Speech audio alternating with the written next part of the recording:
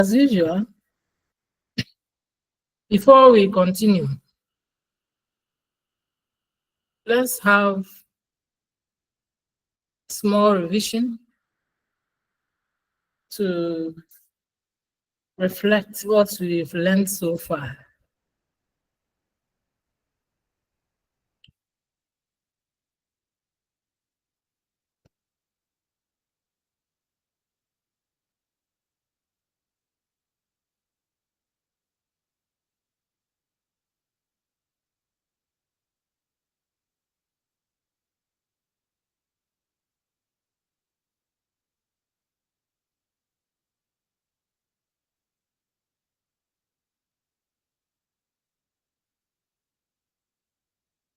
Anybody who is attached to open the floor.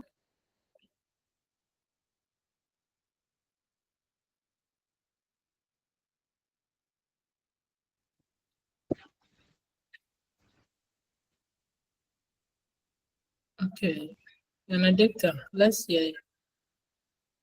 Actually, it's not Benedicta, it's Edupatre. I'm using my wife's phone. Okay. Okay, the last time we were discussing about nationalism in Africa, and then we zoomed it to Ghana. So we said that nationalism is being loyal to your country of your birth or origin. And then we look at some of the symbols of nationalism, being the emblem, the flag, the sword, and even we talk about some of the Dinka symbols, which are some of the connotations like maybe food and food and others. So we look at those factors that bind people together when we talk about nationalism.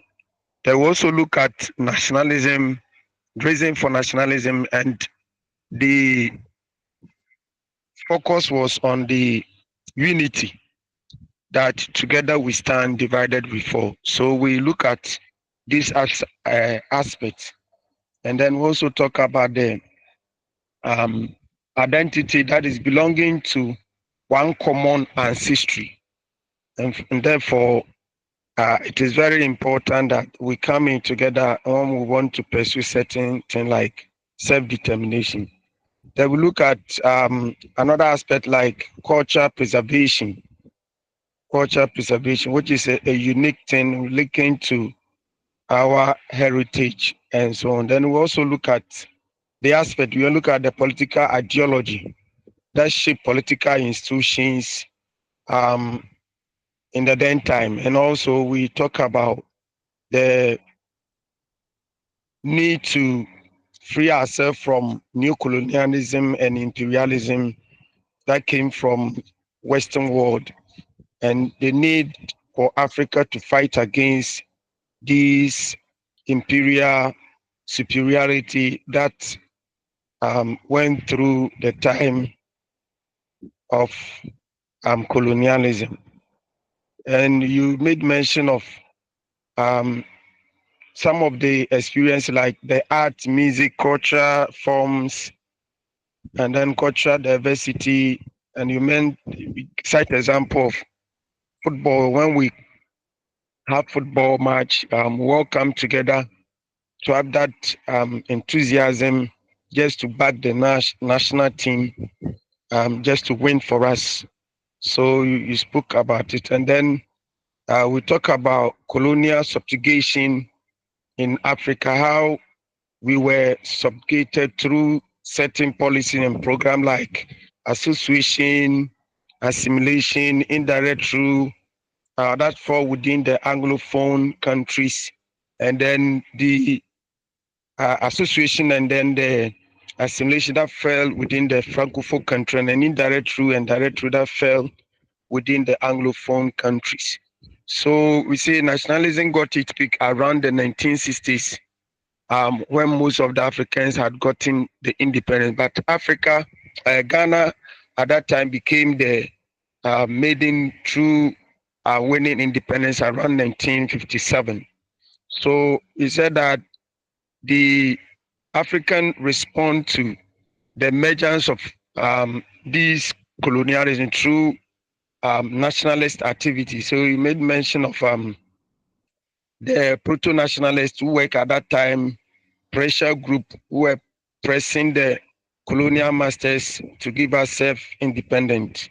So we spoke about the aim of the colonial masters into Africa, and the purpose was to promote the exploitation of our resources at that time.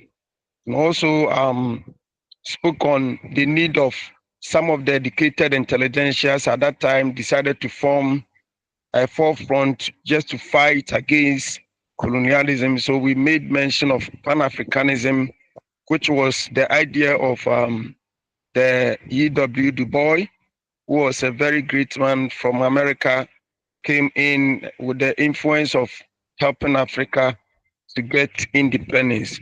So through that, formation of political organization came on board, and leadership training also came on board. And so we saw Kwame Nkrumah's vision for Pan-Africanism and making sure that Africa, and for that matter, Ghana became independent from colonial rule. We also spoke about the global influence and other examples that set Africa the tone to liberate ourselves. Then we spoke about the feminine side of the struggle. You saw that some of the women, like Susanna Nalasan, who was the first educated person from the north, he was a minister who set example and the pace for some of the ladies in the north, that ladies are also capable of also helping Ghanaians or the Africa to gain independence. That's what I can say so far. Thank you very much, Patrick. You've made our day. It's like you have summarized all the examination questions that we want to address. Thank you. Who else will add up to what Patrick has just spoken about?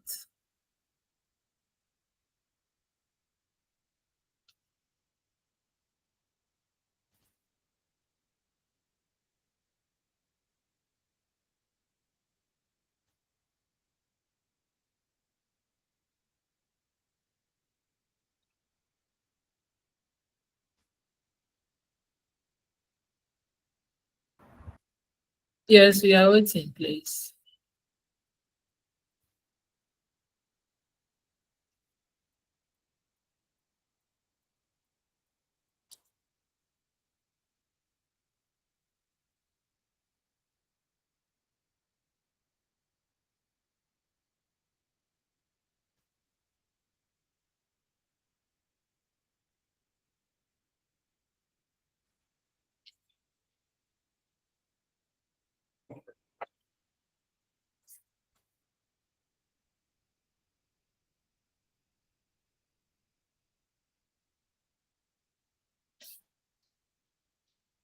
Yes.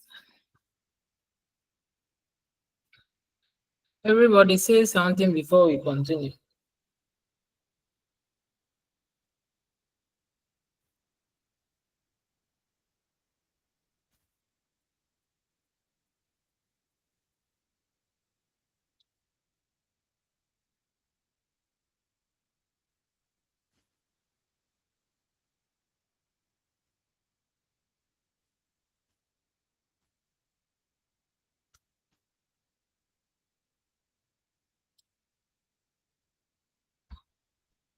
Vanessa, I want you to confirm something. I saw somebody called Jacqueline Osei Akuto. Is she in the class or because she just left? Doc, please. To me, we don't have any name like that unless I check. Okay, so probably it may be a male who is using his wife's phone like Patrick. Or the person got lost like a champon. Champon Isaac got lost and maybe joined wrong line link. Okay, so now I'm forced to mention names.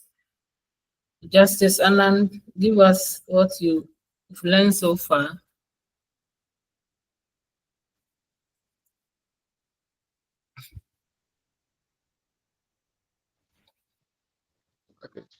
Okay, Doc. For me, it's about identity politics. Identity politics, and then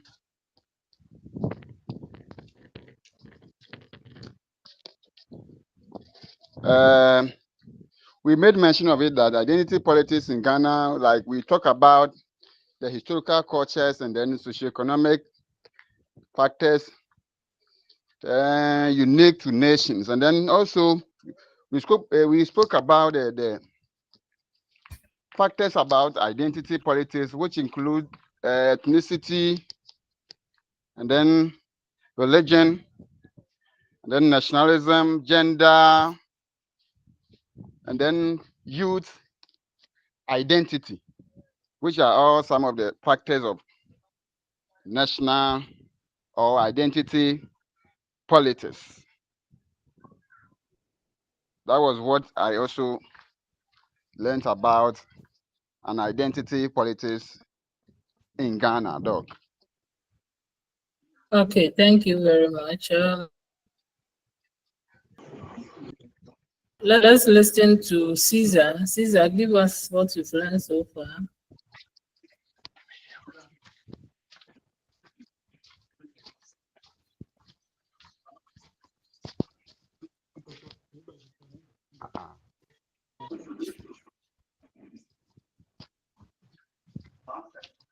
Caesar, we are waiting to hear from you.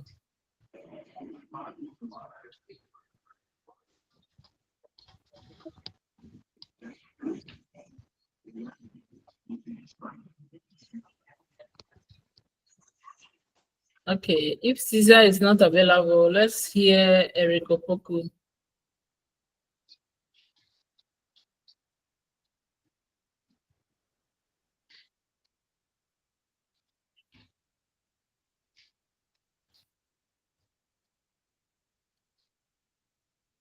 Eric, let's hear from you.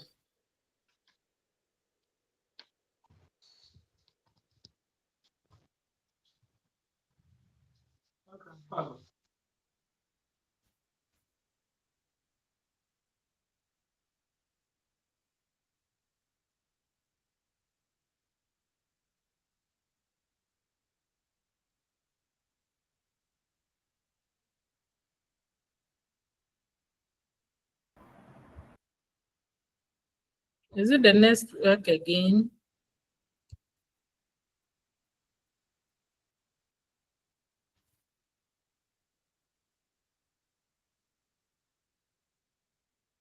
Okay, let's hear from Isaac.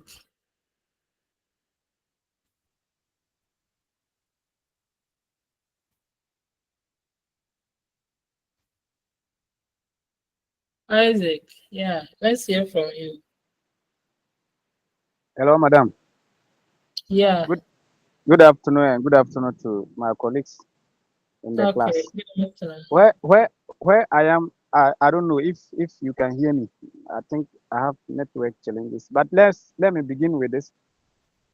We last spoke about nationalism, and we said that the meaning has to do with it is a political and social ideology that emphasizes on allegiance and loyalty to one's nation of birth.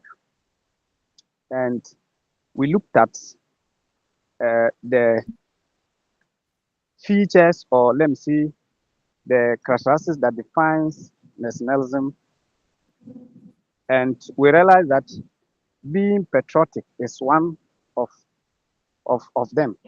That one must be patriotic to one's nation.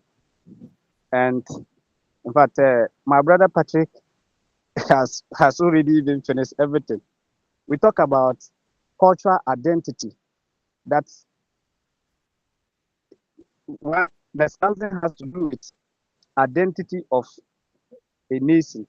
At least you should have cultural traces to or values to your nation. At least you were using a case where you saw somebody outside, but because of the movement of the person, how proud the person is, you could see that the person was a Ghanaian, and the person actually identified you as a Ghanaian. You were speaking to you together, not in this country, but outside the country.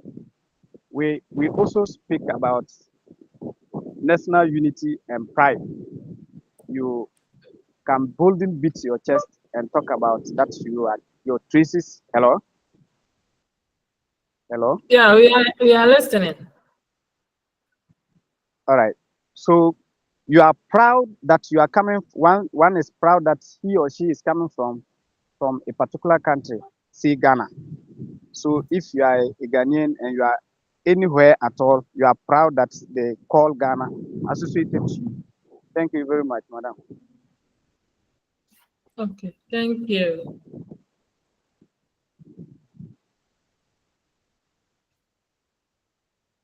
Okay, Vanessa, let's hear you.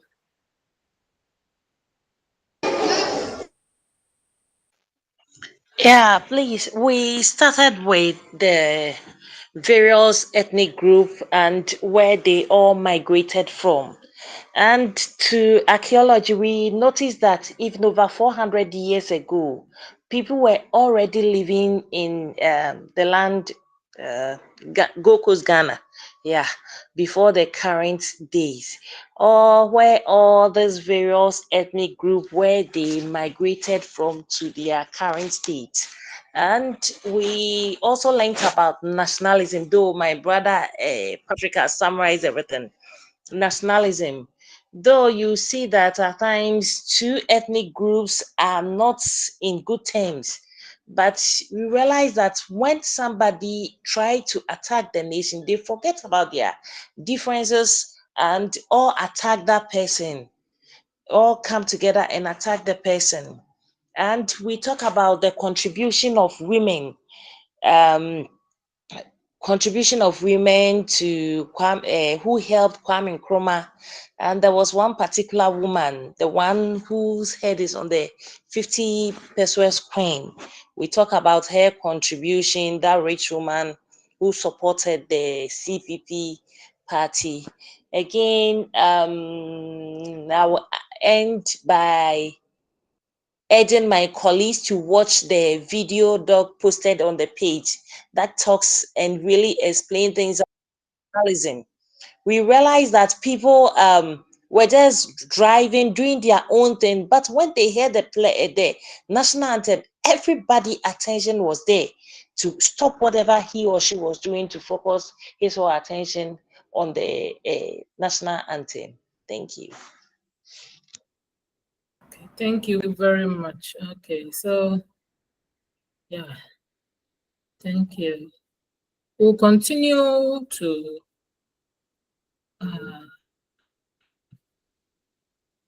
see whether we can finish today.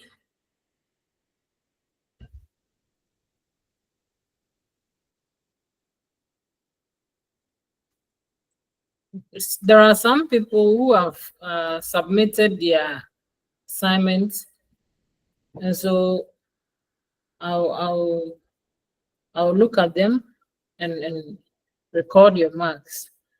So from today, the last day that I'll collect the assignment will be we are in Sunday, so by Friday I will not consider any assignments. So I'm giving you up to Friday to respond to all the assessments and then present it through my email. And when you do that, I'll know that at least you have fulfilled some marks for your final exams. Okay. So note that Friday will be the deadline.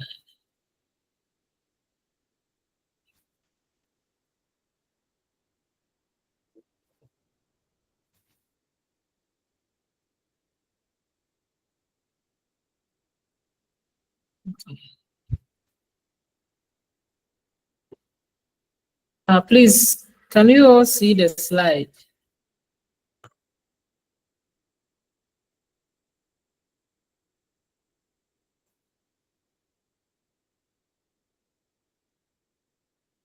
Can you see the slide before I continue? Yes, Doc. Okay, It's the cover page. okay, so we are talking about first Republican states, post-independence political and economic activities, economic development strategies, industrialization efforts, how the first republic was built, post-independence political economic activities, economic development strategies, industrialization efforts. So we've made mention of the significance of the Republican status. First, I want you to tell me whether you see the slide. The slide is economic development status. Can you see that?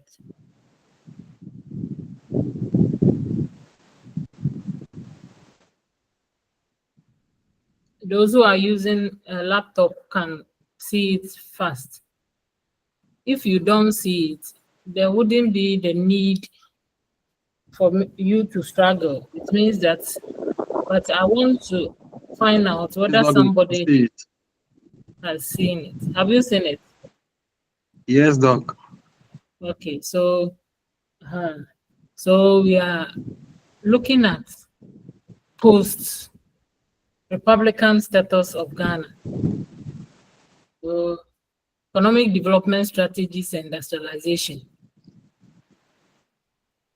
We discussed that the moment Ghana reached its Republican status, the president became the head of state and the president at the same time, meaning the Constitution, the 1956 Constitution that ushered in the independence in 1957 had to be amended.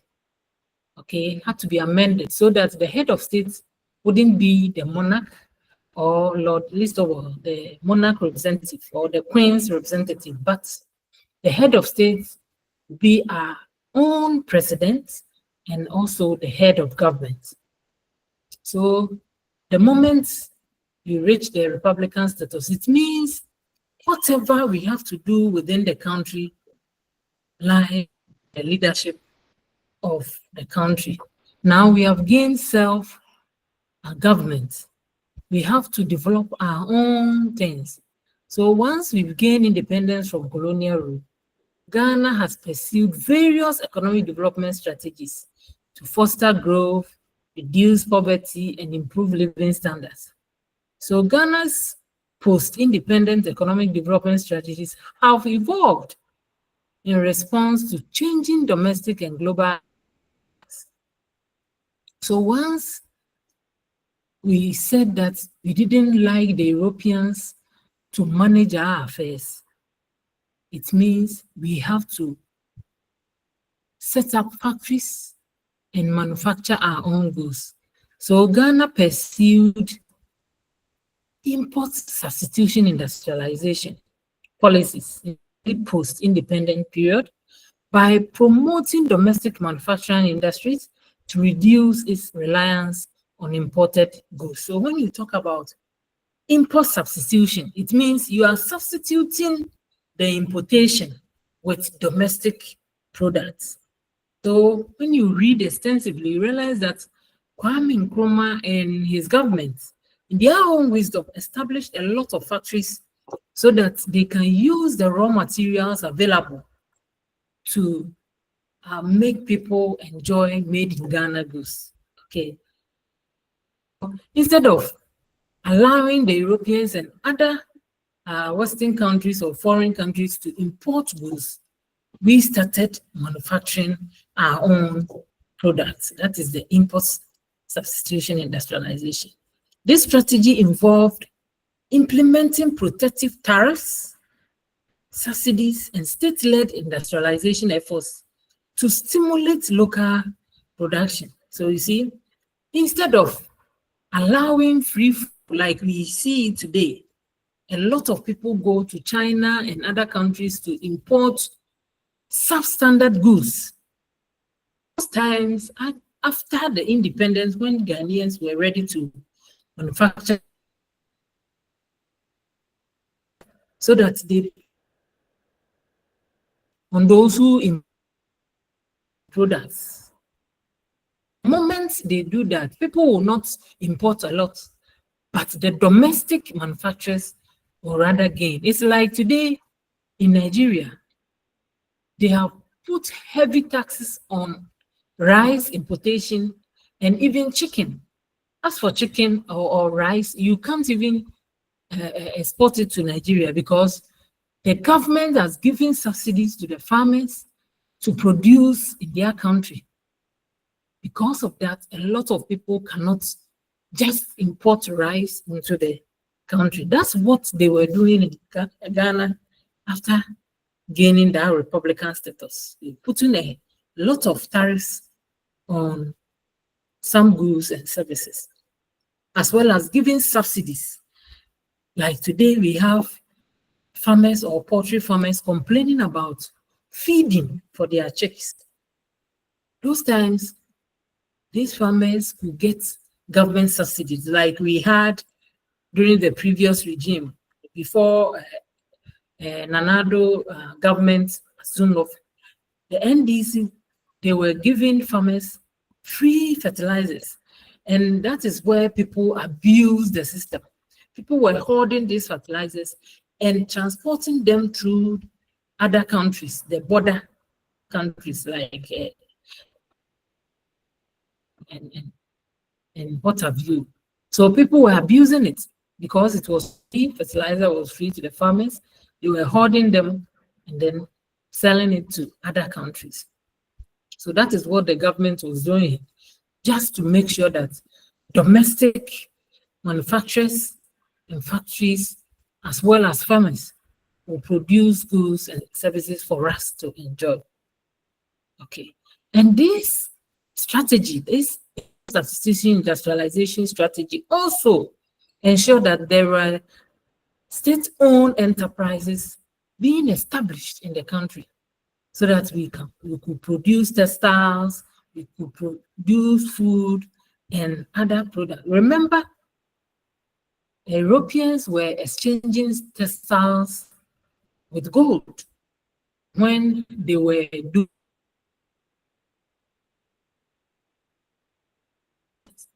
The governments established our own textile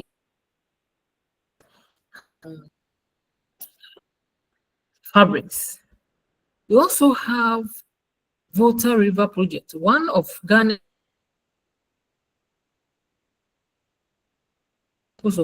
Dam on the Volta region. It's completed in 1965. Volta River Project aimed to harness hydroelectric power for industrialization, agriculture and irrigation, domestic use, land economic development. Remember, once you set up factories, state-owned factories and enterprises to produce goods for the people to consume, it means that you have to have the back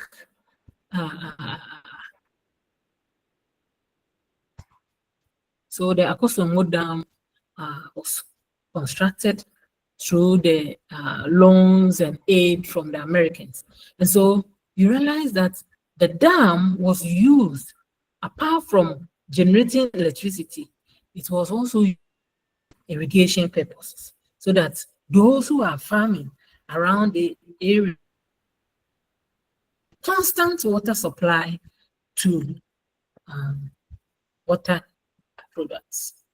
Okay. Another strategy is also export-led growth. In recent years, Ghana has shifted towards export-led growth strategies, focusing on sectors such as agri, as particularly cocoa, mining, oil.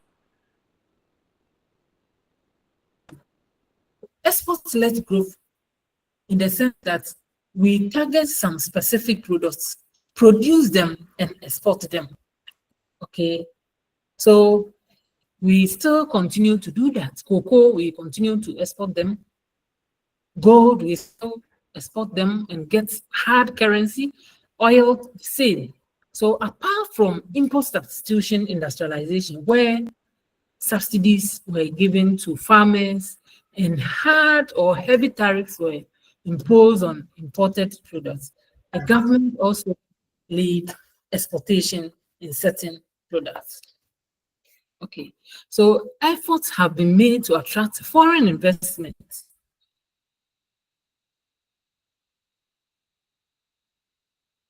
Improve trade competitiveness and diversify export markets. So if we really want to export good products, we also have to invest efficiently and effectively. So people who come here and they want to manufacture goods and export them in other countries, it means that you have to liaise with them. For instance, giving them tax rebates or waive some taxes that you impose for the country to also gain some foreign currencies when these goods are exported. There is also the issue of Ghana's 7-year development plan. From 1960s to the early 80s, Ghana implemented a series of 7-year development plans, align economic growth and social development strategies. These plans focus on diversifying the economy, expanding infrastructure, promoting education and healthcare, and reducing poverty.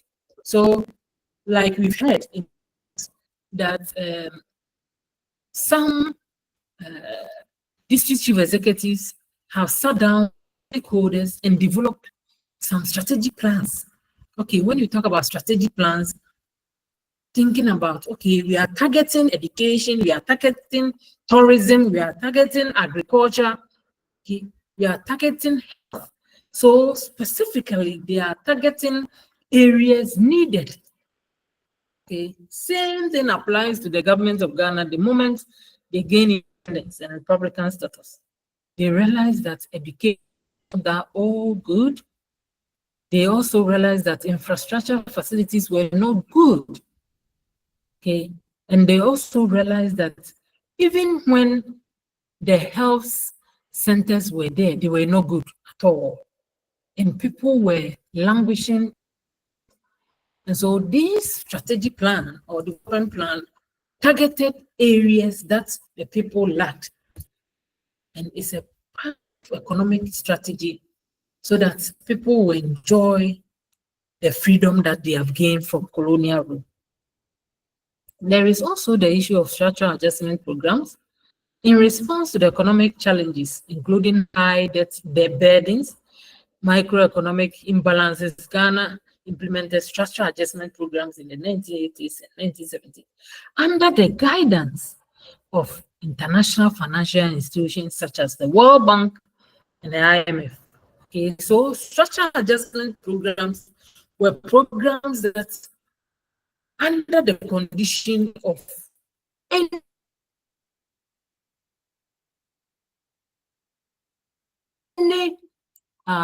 loans that they will get from the World Bank or the IMF, structural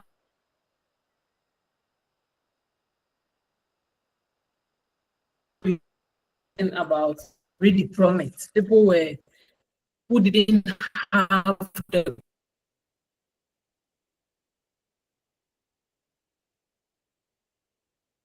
or teachers who did not have the training college certificates were asked to do go back to be how should I say, teachers until they further their education are sent to high. So it's like adjusting all the things in the country. Those who were not even having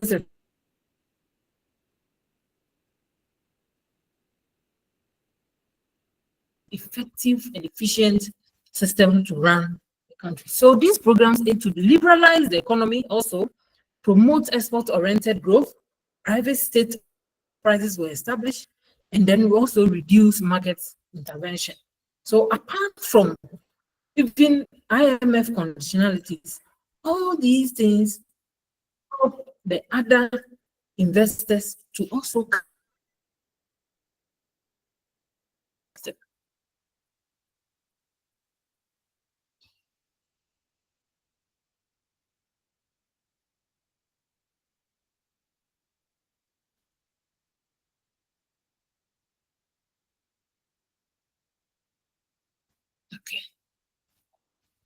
Okay, on that note, let's use about 5 minutes to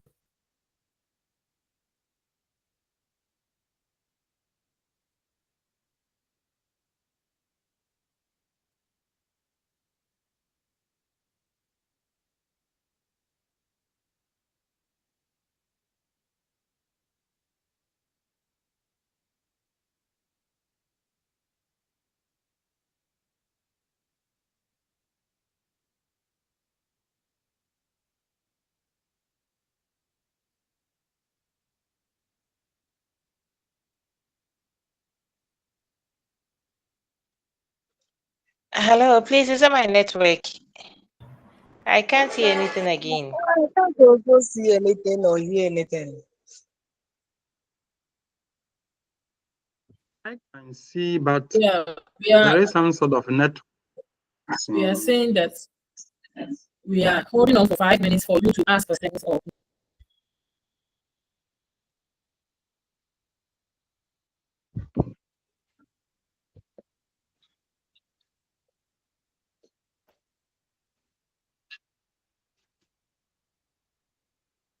Well, Doc, Sir Patrick. Yeah, thank you, Doc. Please, if you look at the strategy Kwame Nkrumah put in place to sort of establishing more factories in Ghana, was it the platform just to have, because at that time, not most of the Africa countries were not, let's say, into that, because Ghana had gotten independent. It was the idea that Kwame Nkrumah wanted to make Ghana the heart of the industrialization, and also set an example and the pace for other Africans to also observe. Can you throw more light on that?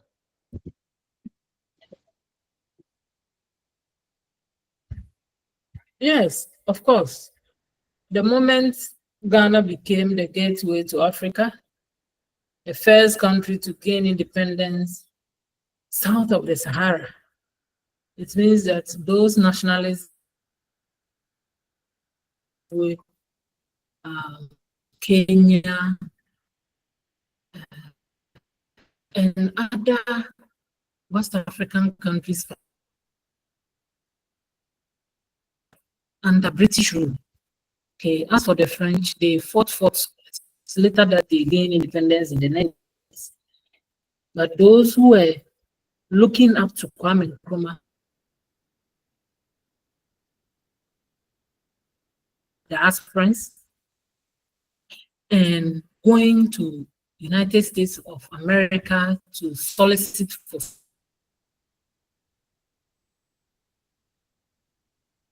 support to come and build this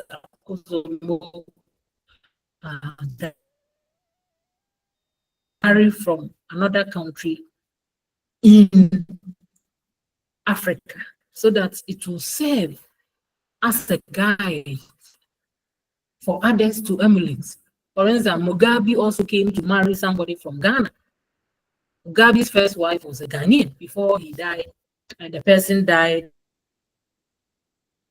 He married another person from his country, Zimbabwe.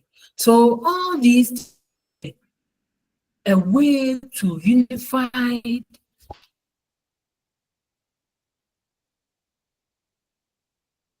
what was happening. So with all the development that was going on, Kwame Nkrumah was also moving from country to country. Okay, we know that he even learned Guinea. Guinea about 10,000 pounds. That's what equivalent, 10,000 pounds. Then he learned Guinea 10,000 pounds. So when he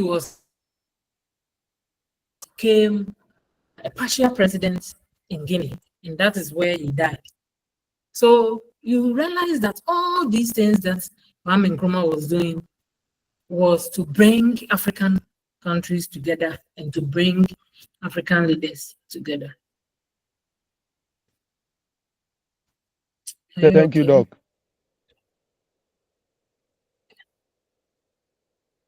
Can continue. Oh, Eric, let's hear you. Well, Doc, thank you very much for the opportunity. It is not a specific question, but just to contribute of what you just said. That Ghana entered independence, and then import substitution have been encouraged by the president of that time, Kwame Nkrumah. And I think what motivated Nkrumah so much is that he has already said a lot about Africa. The Africa must unite about his book. And then he also said a black man is capable of managing his own affairs. Indeed, because he was not saying this for saying sake, but rather to exhibit where Nkrumah took over. We were having the more or less Africa as a third world country, or Nkrumah brought the idea for developing the Africa. And he's not only developing Ghana because he sees Africa to be one continent. So the United Africa, once we have the resources, we should share with our neighborhood, like you said. Burkina Faso benefited, the Guinea, and the rest of, even I have heard South Africa were experiencing the apartheid. They also had a secondary school from Kwame Nkrumah. So most of the African countries were enjoying, and most of the Nkrumah policies were even adopted by the Asian. I've learned some countries even came to Ghana to they pick cocoa and that of the palm oil now to go and cultivate. Because some of the Nkrumah policies, he was encouraging the cooperative farmers and the rest. And this cooperative association has also helped the rest of the world to develop.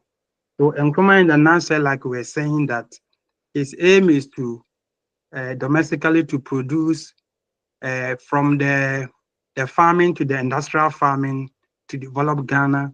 You mentioned of the Akosumo Dam, giving us energy or light for the factories to produce more goods for the country to consume, or domestically consumption were encouraged. Thank you.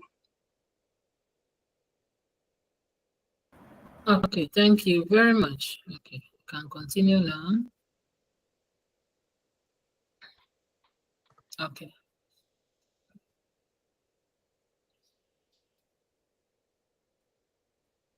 So another strategy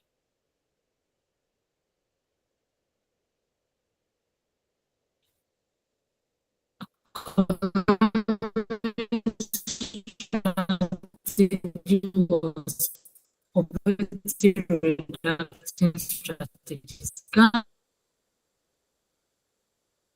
And then investments in human capital development, including education, healthcare, and rural infrastructure. Though these came way after Nkrumah had been overthrown, it has been part of our economic strategies even till now. So most of the poverty reduction strategies that are being introduced in the country, they make reference to these two strategies. Okay, the aim was to reduce poverty, they improve the health care system, even before Millennium Development Goals came. It had 8 Millennium Development Goals, ensuring education, ensuring that we eradicate hunger, ensuring that women are empowered, ensuring that even people who were working in the farms got quality seed to produce and what have you. These governments, before Millennium Development Goal, introduce strategies to reduce poverty. Okay, and know that irrespective of your background, if you are able to attend school, okay, they know that once you are able to attend school, you reduce poverty. If you are not a commercial farmer, and then engage in large tracts of farms to gain more money, and you attend school, at least at the end of the day, you become a teacher, or you become a nurse, or you become a banker, or you become educationist, become a lecturer, you become somebody that at the end of the month, even if you don't have money in your family, at the end of the month, you get something to cater for your family. So these strategies have continued.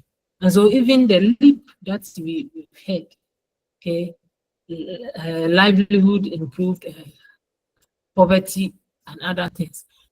All these things are strategies that the government have put in place to ensure that people are not so vulnerable.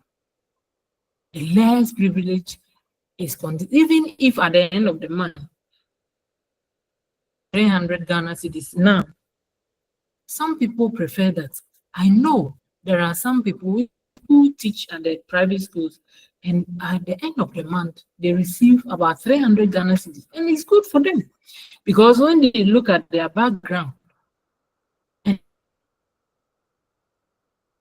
that's much. So with the educational system that is going on, and even rural infrastructure,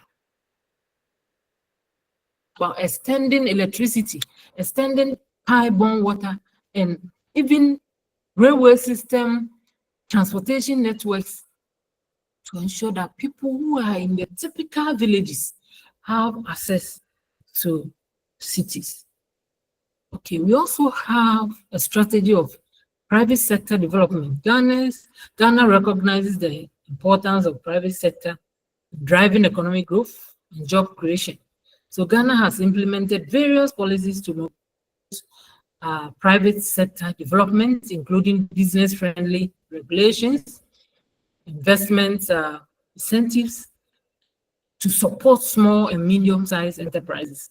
Remember when President Kufuor even assumed office, he introduced a strategy that public-private partnership, PPP, so that the state will have a share in any enterprises or any organization, to the extent that even the telcos still have shares in some of the telcos. And this is a strategy so that where Ghanaians were solely employed in state-owned enterprises, for them to engage in corruption and bribery and then kickback, 10% kickback, when you introduce private sector development and the government become a shareholder, it means that we employ other people to manage.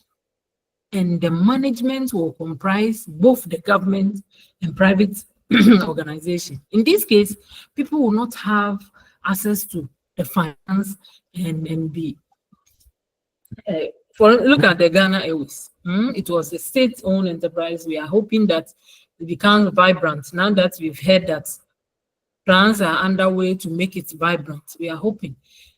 Ghana Airways was a state-owned corporation, and so people were even going on business class, first class, seats, and other things.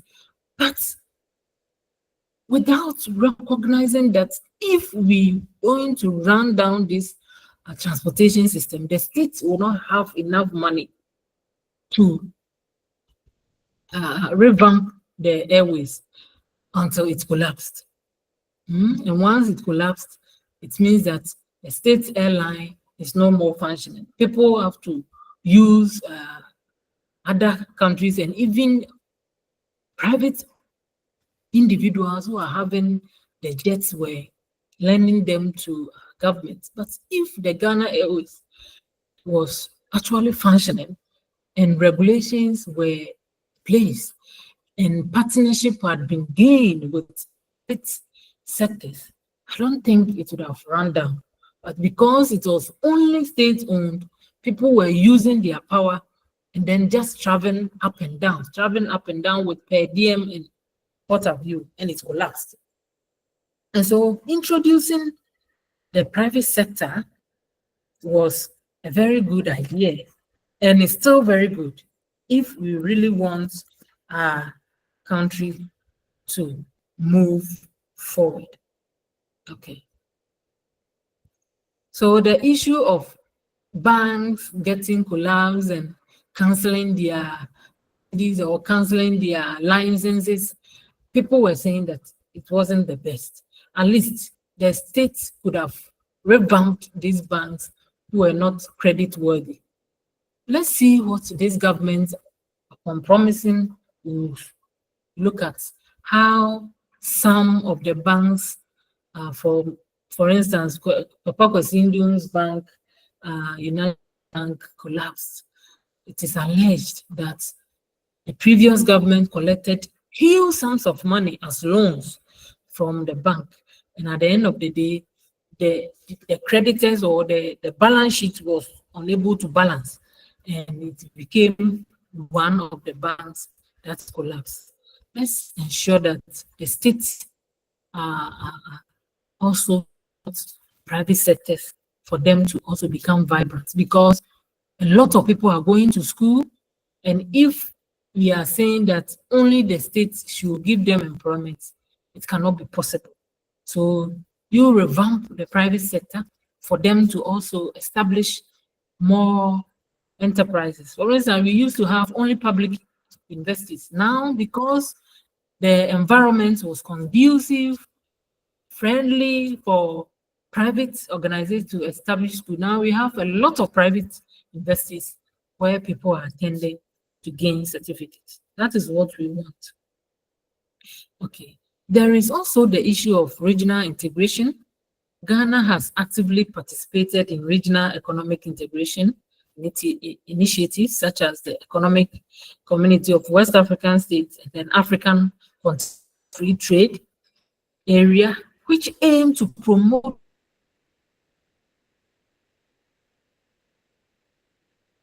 trade.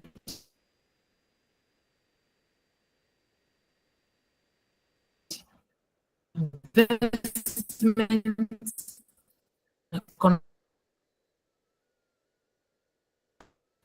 even on the social media, that people in the Ashanti region, some chefs in the Ashanti region concentrate on only Ghanaian food. And so when people are organizing funeral rites, they hire these chefs to cook Ghanaian food like banchampisi, nkontomire, akao, and all those foods. No continental dishes. It's very good because when our African brothers and sisters come around and enjoy this food, they are happy. I remember watching TikTok where some Nigerian guy is praising Ghana when it comes to shetok. So all these, even food alone can help the integration of the African continent. Whereas Nigerians enjoy gari, Ghanaians too enjoy gari. So if we can plant a lot of cassava and then export them alongside other products in the African continent, that will label Africa as a poor continent where we have a lot of their goods that we don't have here, and they also have a lot of goods that they don't have in their countries. Then there is integration. There's integration. Food alone can integrate this country because whatever you do, you eat. And entrepreneurs, you can think about it, how you can even export some food from Ghana to other West African countries. We have seen meat fufu, we have seen meat banku and the rest. What about jollof? How can we package manufacturing packages on jollof so that we can export in Africa alone, Africa? Because a lot of people are saying Ghanaian jollof, Ghanaian jollof. Have you taken the initiative to ensure that these countries that are praising, even South Africans, those from Botswana, they are all praising Ghanaian jollof? Has it occurred to somebody to make it a point that we are going to produce Ghanaian jollof in a mass quantity and export, so that the expiry date will only be 1 week? You can export within 3 days, you export to most of the African countries. Some rich men will be organizing some fanfare and they will place order. And once the planes are moving up and down, you can send. These are all business strategies that a country is developing. We also have the issue of African continental free trade. There are a lot of fanfares that are going on. Even the previous regime organized this fanfare in Africa, inviting a lot of African investors to come to Ghana and take decision how we are going to ensure that the continent enjoy whatever we have. Look at Economic Community of West African States. We heard that this sub-region is trying to develop or establish one currency, which they call the ECO. This ECO was to help us to have one currency within the 16 countries in the ECOWAS, so that wherever you are, if a Nigerian is coming to Ghana, you use the ECO. If Ghanaian is going to Nigeria, you use the ECO. If he's going to Togo, use the ECO. If he's going to Cote d'Ivoire, use the ECO. But what happened? You have already learned about neocolonialism, imperial tendencies, and because the Western country thought that if we allow these people to develop their currency, maybe the French franc will suffer. Okay, so it didn't materialize. If they are serious and want to ensure regional integration, then it means they have to sit down and then develop currency. Now we have the West African pie, which is also wherever you are, you see that most of the countries have written that ECOWAS passport. You can use that now. President Mahama has signed an agreement with most of the African countries that it's a free country. Ghana has become a visa-free country. So if you are moving from South Africa, you are moving from most of the African countries that they have signed the agreement with, you can come to Ghana and do whatever you want to do, okay, provided you are coming to do legitimate business. And that is laudable.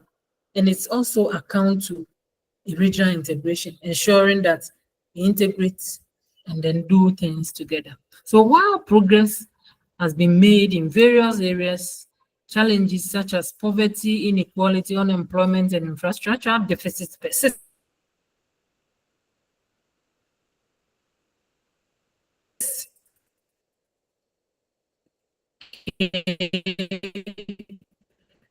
Requiring continuous efforts to sustain inclusive world. Even when you go to cities like Kumasi, Accra, Tema, Tamale, and what have you, you see people languishing in poverty. So despite the issues that we have been raised, that's why we always say that let the people be part of the governance system. Okay, so we cite example of what even happened in December 2024. Okay, people were saying that we are hungry, we are poor, we can't get food to eat, even educational system is bad. So they had to change the government. And now we have a new government. People are also looking up to this new government. whether they fulfill their promises that they've made to Ghanaians, that they were going to do this for us, they are going to do this for us. We are here. 2028 will come, and Ghanaians know them being vigilant their term. Whether they are satisfied with this government or not, they'll use their term to decide.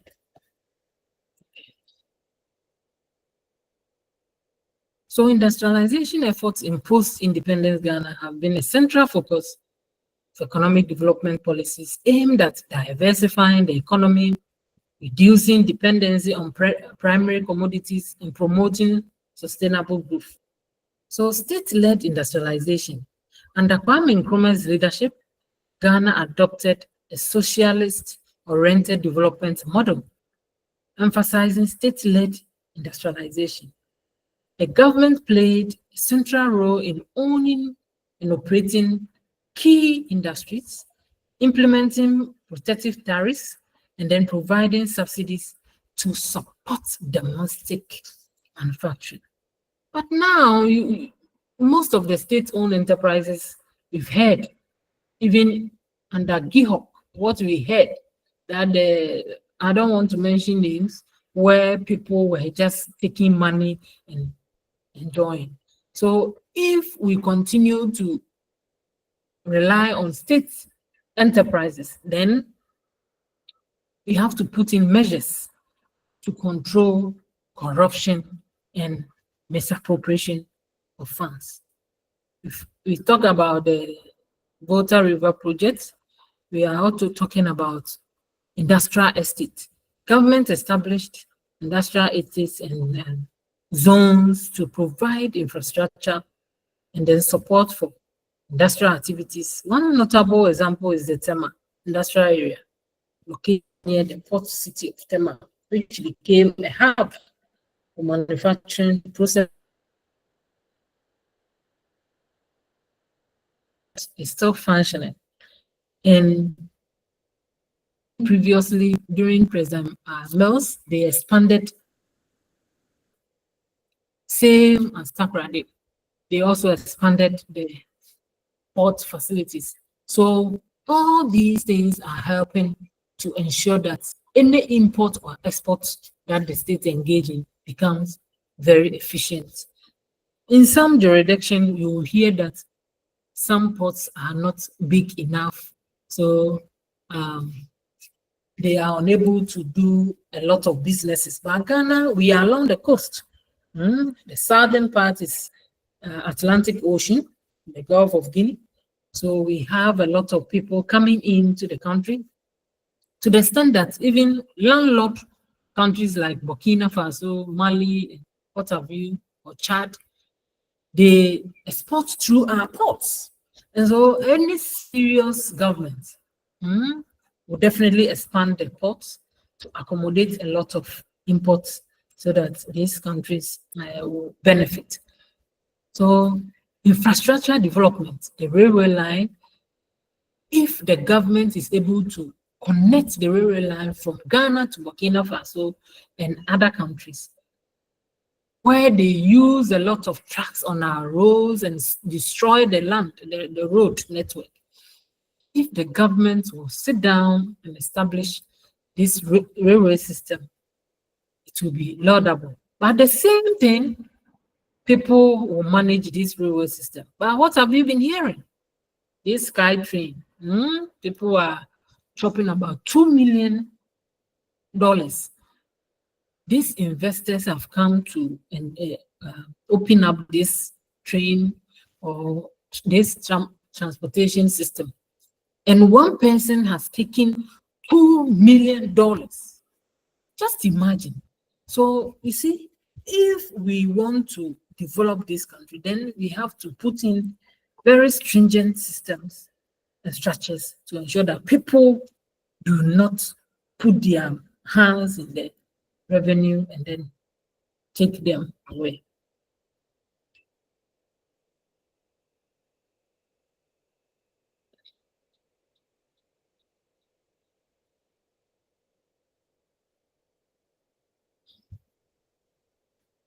Okay. Can you see the slide? I'm now on state-owned enterprises. Can you see an agriculture and agro-processing industry? Can you see before I continue? Yes, Doc. Okay. So, Yes, we can see that. okay. So, as I've indicated earlier, Ghana established numerous state-owned enterprises to drive industrialization and economic. These included companies in the sectors such as textiles. So we had Ghana Textile Manufacturing Company. We have food processing like procurement agency. We also have automotive assembly where State Transport Corporation were in place where they were assembling vehicles. Okay. Then we also have agriculture and agro-processing industries.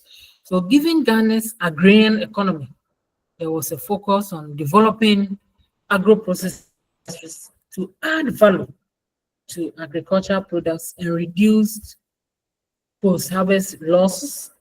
Initiatives were also launched to promote cocoa processing, palm oil, and other agro-based industries.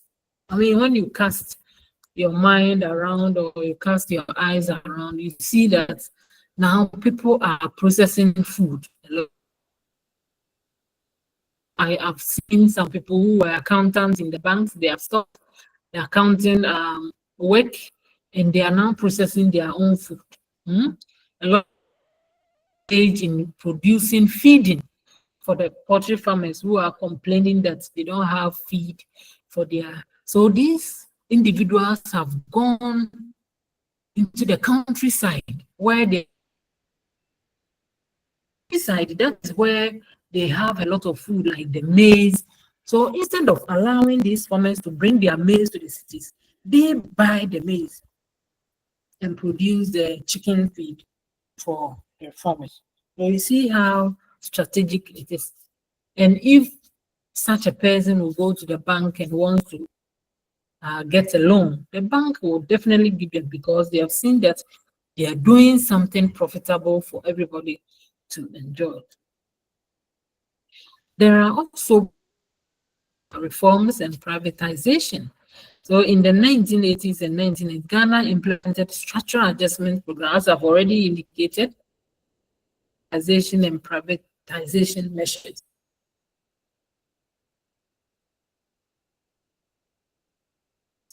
There were also public sector reforms. That people who were not qualified and who were just there because of nepotism and from such position. Okay. And state-owned enterprises were privatized. We saw a lot of privatization going on. Enterprises that were not breaking even, were not gaining a lot of profits, and even breaking even by paying off the expenses with the income, but rather accumulating a lot of losses. They were privatized, and then the private organization took over in the management of the state-owned enterprises.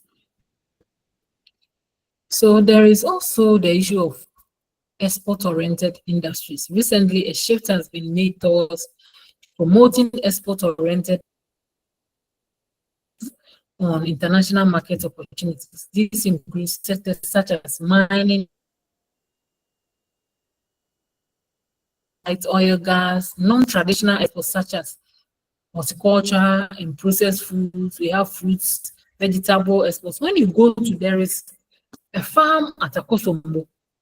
It's so nice.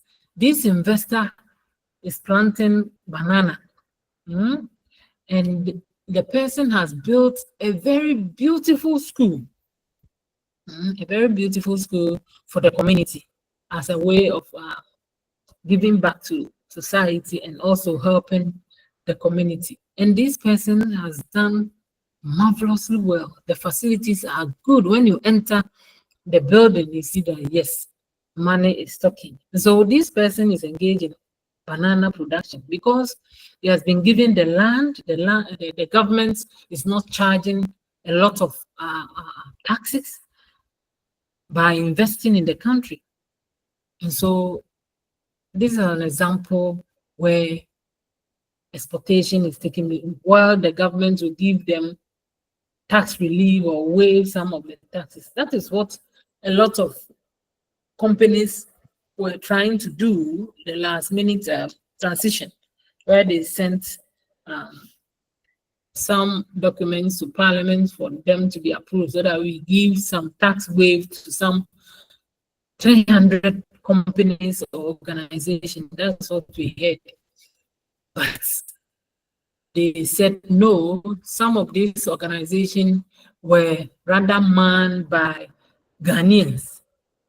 See, if you are a Ghanaian, you have to pay tax. That's you, even if you are a proprietor or a school administrator and you are running a school, you pay tax to the Ghana Revenue Authority. And so if we are encouraging foreigners to come and invest, and you stay back and then you present documents that nations are operating in the free zone, and so you want tax waves, it's rather unfortunate. So you see, Ghanaians are ourselves. We are not trying to help the nation to develop. Rather, we are just engaging in corruption. A lot of people are not benefiting from our own hard work. Okay, so when you look at what we've learned so far, you realize that many Ghanaians engage in this struggle for self-determination, independence, with nationalism movement and stuff, industrialization, exportation, import substitution, still have people who are poor, and to the extent that they can't even enjoy in the educational system. Okay, so let's hear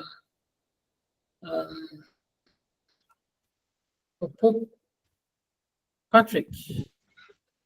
Okay, thank you, Doc. Doc, I want to ask this question. Why is it that Ghana, when it comes to negotiating our natural resources, in most cases, we were always on the disadvantaged side. So if you take the oil exploration, for example, it is said that we have about 12% from a whole 100%. And I don't know why, because if you look at the universities, they've made a lot of research into how to do the drilling and other things. I remember there was a school program, that is fanfare, that we went there and we saw some of the students were able to manufacture the machine for these drilling and other things. So I sometimes find it very difficult as the reason behind the fact that we continue to negotiate for certain things for the country, and at the end of the day we are so disadvantaged to the extent that the other people come and take all these products and all these resources as if they are taking it full of charge, because we don't get the value for money. Even within ourselves, when we talk about the unions, we have a lot of problems. They go and then certain percentage that they sometimes fight for us is inadequate. So what accounted for this problem? Is it we don't have the skill of negotiating for this, or what is our problem? Our problem is that we're not appropriating the resources well. When governments come and then set aside some monies, okay, I know GMPC some money set aside to ensure that the Tema oil refinery run well, so that even when we have our crude oil, we can refine it and use it here. But it's recent that we heard that Tema oil refinery is coming back and that it's most of the equipment collapsed. So just imagine that even refinery the equipment is not working or efficient, how much more the exploiting? Okay, the exploiting needs a lot of machinery, effective machinery. So these people, when they come, they negotiate so that they don't get a loss. We don't have the machine to go to the underworld to extract these minerals. Okay, these organizations, they have the machines, equipment, and their government also support them. And so when they come down and they are drilling and they are extracting the gold, you don't have a say because they had agreed with that. And if you don't agree, the government will not have enough money. Recently, we saw how some gold board and others were able to get a lot of gold because they put in place measures. Okay, so not that we don't have experts. You talk, but if you don't have the machinery to extract the minerals yourself, eventually you still rely on foreigners who have capital, huge capital. But if we had also appropriately used our monies well, I think that we will have also gotten some of the machinery for the states to also extract their own gold. Why is it that a military leader in Burkina Faso has been able to drive away Western exploiters, and the country has taken it upon itself to extract its own gold? Because the money is there, okay, for them to use. But when you come to Ghana, they misappropriate a lot of our money. Look at, excuse me to say, our previous government, when they took over, the president was using a jet that's 17,000 an hour. So just calculate the number of travels that this president did.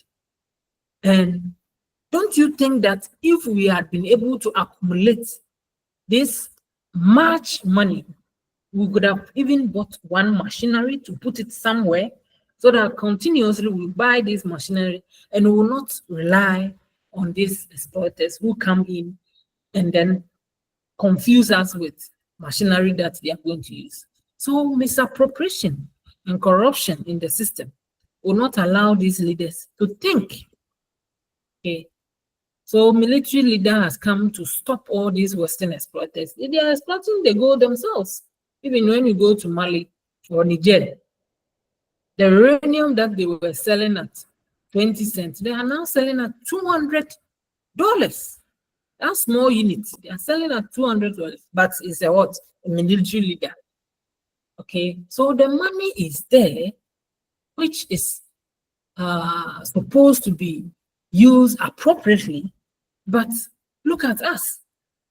Government functionaries, the allowances that they collect alone, somebody will collect 125,000 Ghana cedis a month.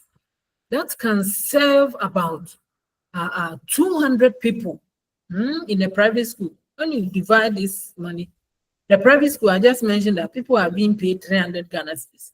So one person is collecting 130,000 a month. And so you see, the inequality, misappropriation, and unfair system is making us remain the way we are.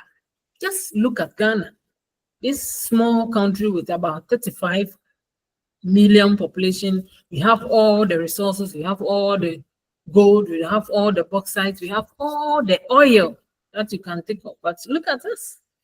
You come to some offices and they don't even have air conditioning, they don't even have good chairs, some are even sharing offices. So it's pathetic. That's why we continue to hammer.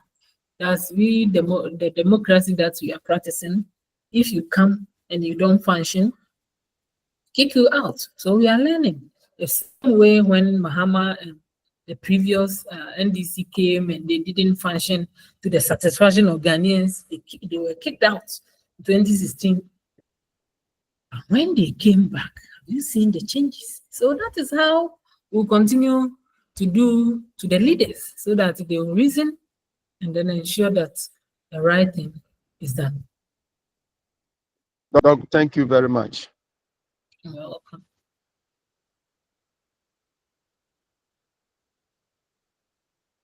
Today we'll end early because the slide is that we have ended, but we wanted us to use at least 1 hour to do some questions and responses, and so that we prepare ourselves towards the exams. Other than that, we can use about 20 minutes. You ask questions and then we deliberate on whatever we don't understand. And we call it a day to prepare the assessment that I've given to you and you submit on Friday. So let's give ourselves about 10 minutes. If you have any question, you ask. And then I'll send the slides to you by close of day.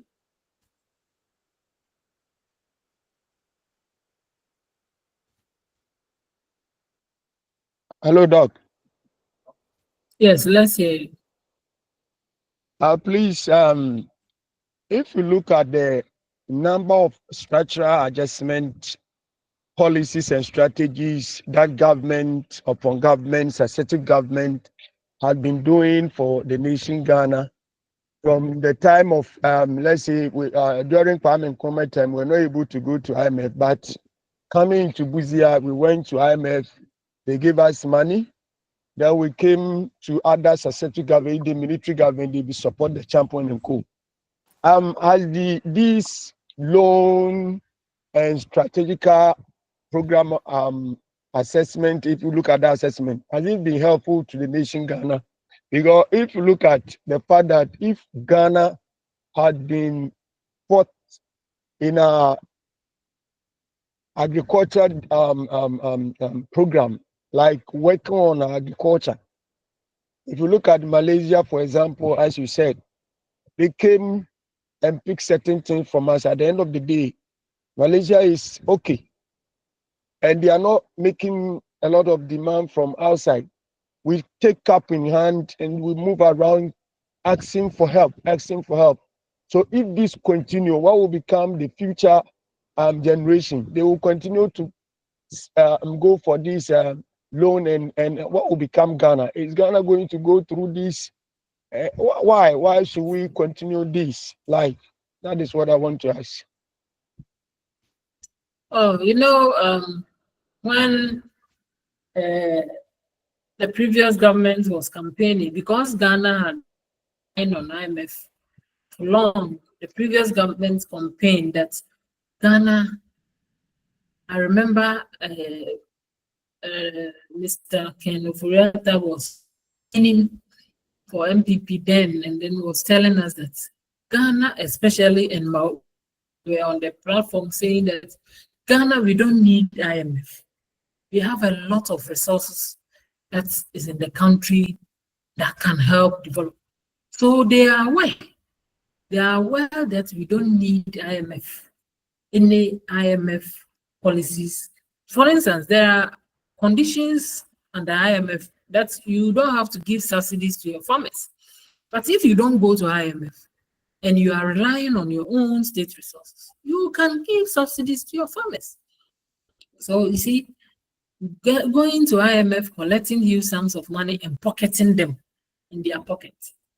Okay, so now that democracy is thriving and we are consolidating our democracy, people are getting to know that the good people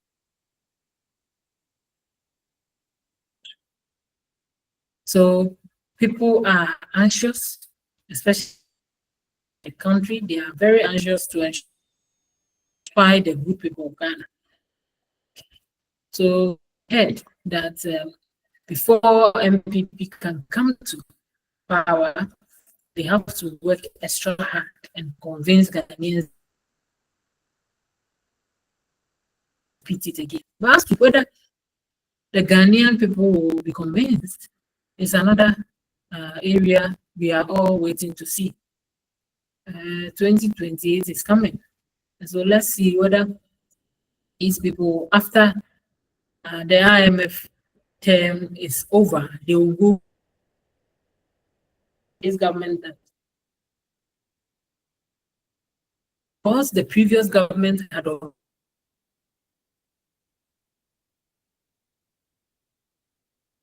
already set the pace and had agreed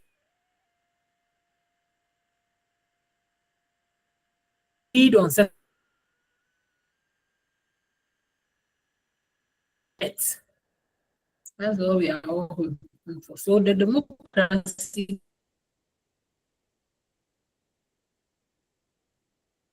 that we are practicing will go a long way to this. So, like, literally this. Then that's good. It can be in power for long. We had some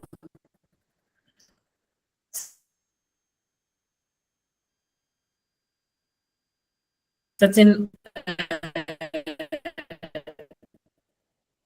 political party in the office from 2000. Actually, we are practicing democracy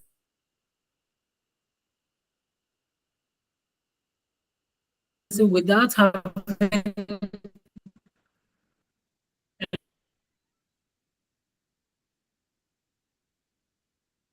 a lot of people.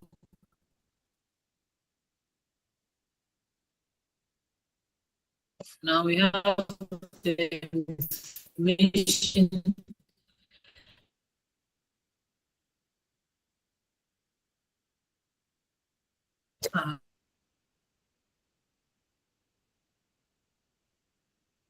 Law.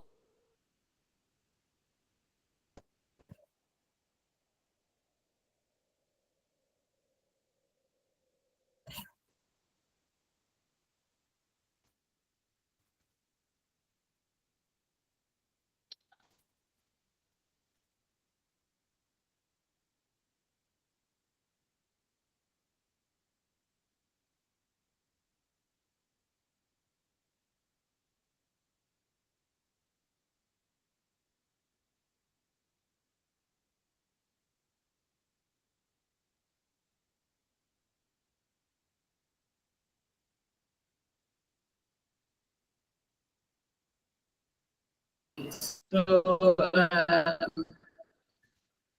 the network was good. So are you okay with the response? Yes, Doc. I'm very much appreciate what you said. God bless you.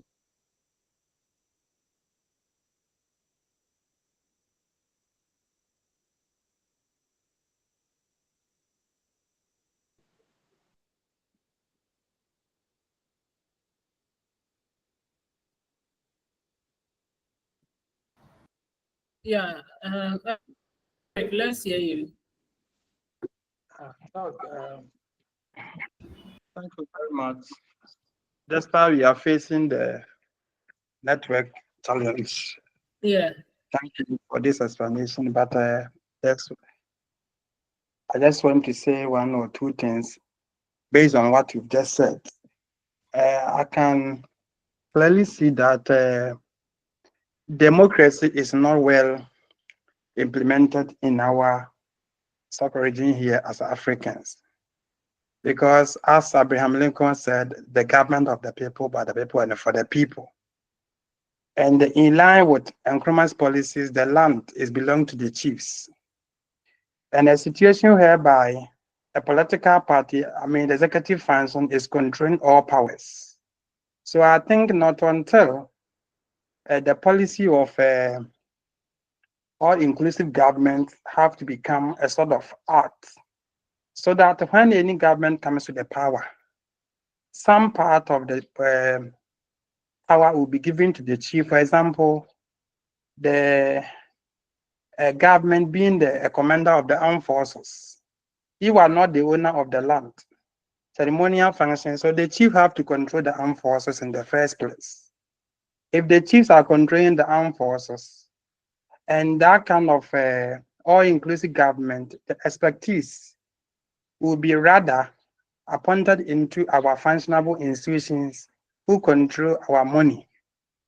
I remember when John Mahama came into power, and then Kwesi Anthony was assigned or appointed as a commissioner for Ghana, who is an expert in the KPMG over the years, about over 20 years. And he is expert in finance, and he has a knowledge to help us to take our tax. People were making noise that he's not a political figure. Not until that these politicians, they connive of each other to rob the country, as we have already said. So the corruption, you can see the institutions are being managed by the politicians. And a neutral person like Kwesi Sapon, who is an expert in finance, that is an auditor and the expert in tax, we can still see fruitful. You can see that now our tax collection has actually been, more or less, it has been improved. So I end by saying that Ghana can only develop and develop well for a policy coming out to pass out all-inclusive government, which include the expertise to be in some of the institutions, and the chiefs have to also control, the army, so that they are the custodian of the land. And in view of this, it will curtail that is in the excessive corruption for us to develop rapidly, like Burkina Faso has started. Thank you very much, Doc.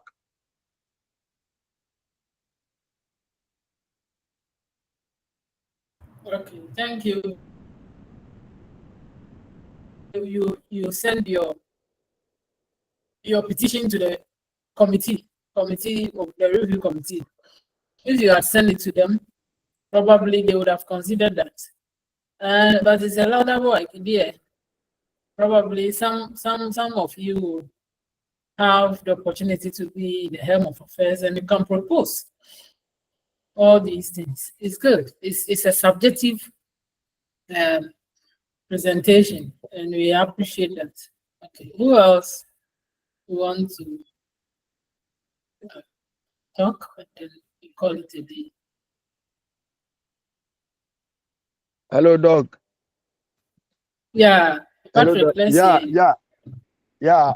What my brother said is the truth, but I'm also having the different opinion that if the constitution, the framers or those who are reviewing currently will take it that from this time on, president or any head of state will not be given the mandate to do the appointment of certain sensitive position, and this position should be recourse to the parliament, so that if there is anything, parliament will take the, because parliament respond to the people.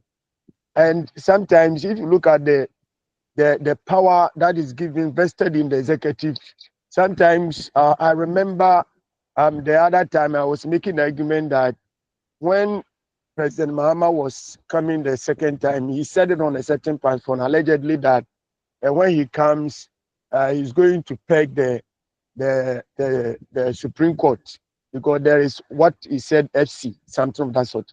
So if we can change that aspect of our constitution, where any person who was going to be appointed to come, whether it is the CJ, whether it is EC, you respond to Parliament, and Parliament will do that. At the end of the day, I believe that if even the president, though we may say that the majority or something of that they can take control, majoritarian can take control.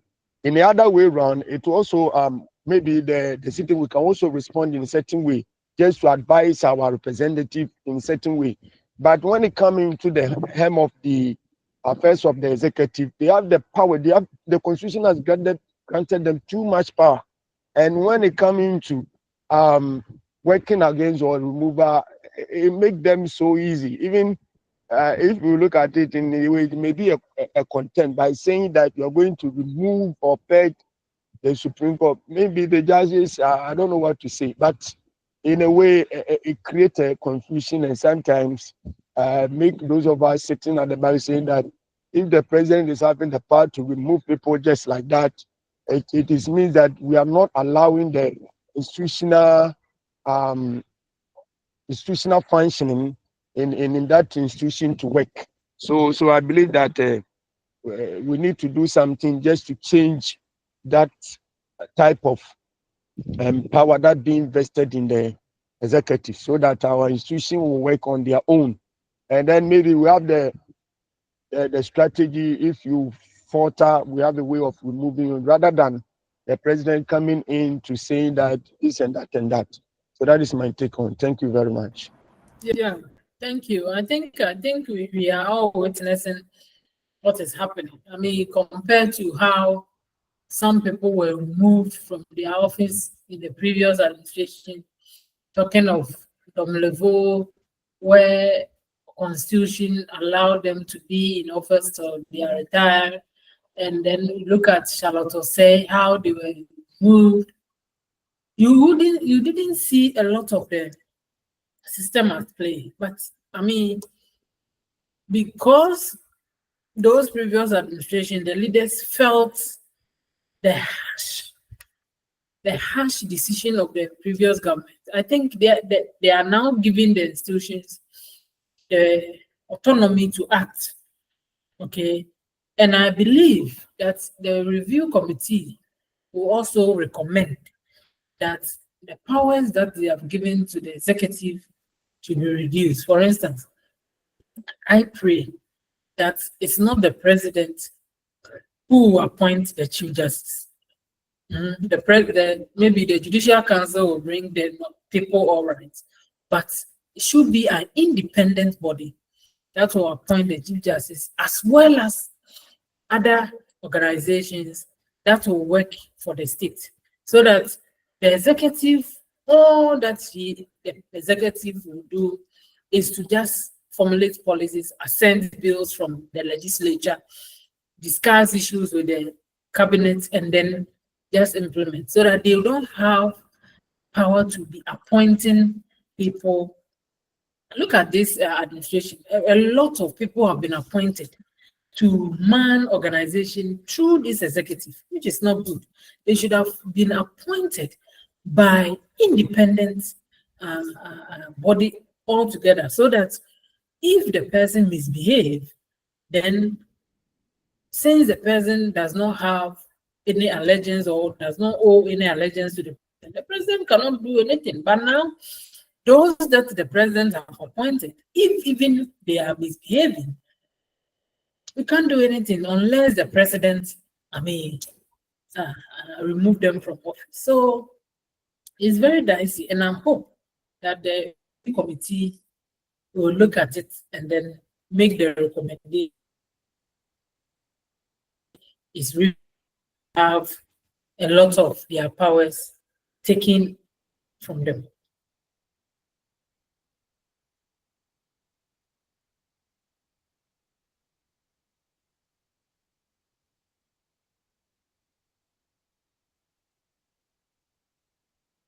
Because when you look at even how people, because they were campaigning for this government, you hear that these people are going on demonstration, we campaign for you, and why are you not giving us job, and that kind of situation. But if we have an independent body, you submit your CV and then look at the efficiency and the qualification of the people, so that we appoint them, not necessarily you're a party member, and so because you have campaigned for them, let's give them power. No. If you want equality with everybody and fairness, then we should have independent body to be appointing all these people. Okay. Do you have any more questions? Other than that, we will call it a day. If you have any question, bring it. we deliberate on it. Other than that, I'll say enjoy your weekend and then have a wonderful day.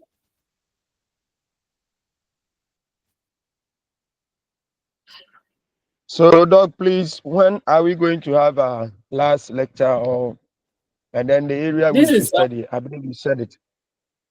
this is our last lecture. That's why I was saying that the time is still on.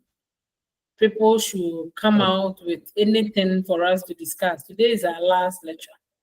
And so Okay, so anything that, if I may, yeah, so you can come up. okay, if I may ask, the area that we should study for Yeah, the midterm and that's it. because I'm going to depend on the slides. You know, you are supposed to answer at least 40 objective questions from the quiz. And I don't know whether they will still ask me to set another 20 questions for the exams. I'll ask them and find out, because they have demanded that we bring 40 questions for the quiz for you. And so certain questions in all. The essays will be 5 questions. And depending on whether you brought your assignment or not, I'll indicate 3 questions from the essay. So if you have brought your assessment, then I will look at all the slides and see whether you've presented all the assessments and give you your marks. Okay. But if you don't bring your assessment, it means that I have to get the marks from the exams. Remember, the objectives is 20, and then the essay should be 60. So that together you have 80 plus your quiz, which is 20, making 100%. But if I don't get any assignment from you, then it means that when you go and sit in the exam room, I'm going to answer 3 questions from 80 and then the objective, making 80, and then they will add it to your piece. So that is that.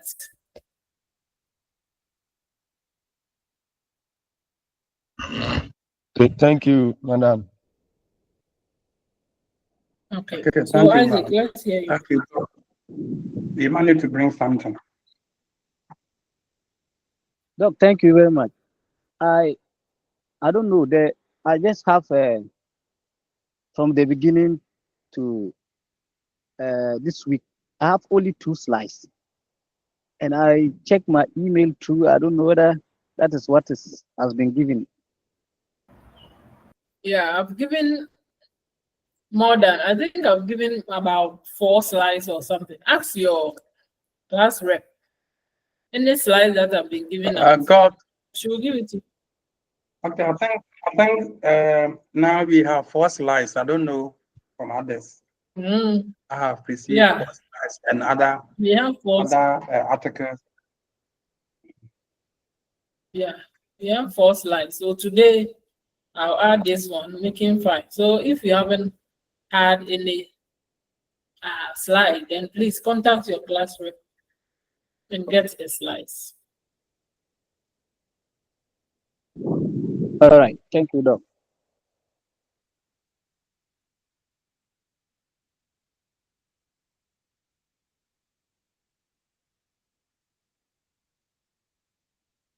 Vanessa, you said my line was breaking. Now, can you hear me? Yes, Doc. Okay. So when you were talking about the 5 essay in exams, the line was breaking, so I didn't hear anything again. Oh, okay. Okay. So I was saying that the objectives that you do, if it's 40 objectives, it means 40 marks. And the overall is 100 marks. And so if you get 40 marks, it means that during the exams, you will have to answer 3 essays. The 3 essays will give, so you get your 100 marks. Okay, so if we are going to set questions for you, we are looking at if you have submitted any assignment, then we will look at the assignment that you submitted and put the marks down. When they bring the sheet for us to tabulate and give you the overall marks, then we add the assignment marks to it so that you have your 100 marks. But if there is no assignment, it means that you have to make sure that you answer the 3 essays plus the objective, making 80, plus the first objective, the quiz, making 100. Is it understood? Yes, Doc. Doc, Hello, let's Doc. hear you. Okay, I think we experiencing one sensitive, especially myself, somewhere last semester, and I think it's a suggestion. Whenever we send the information to the email, I think we also have to send some to you on the WhatsApp, because maybe not all of us are abreast of the time to know whether it has been reached your end or not. But WhatsApp is also one of the fastest way that we can reach you with any information. So it is my suggestion that once we send anything to you on your email, you also have to send the same thing to the WhatsApp. So that it shouldn't be like the person did not send it. That is a very laudable idea.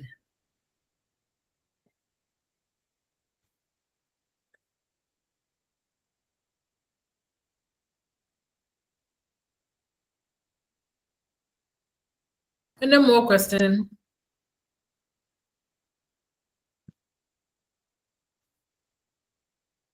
Class prefect, you have to speak so that we know that you've spoken and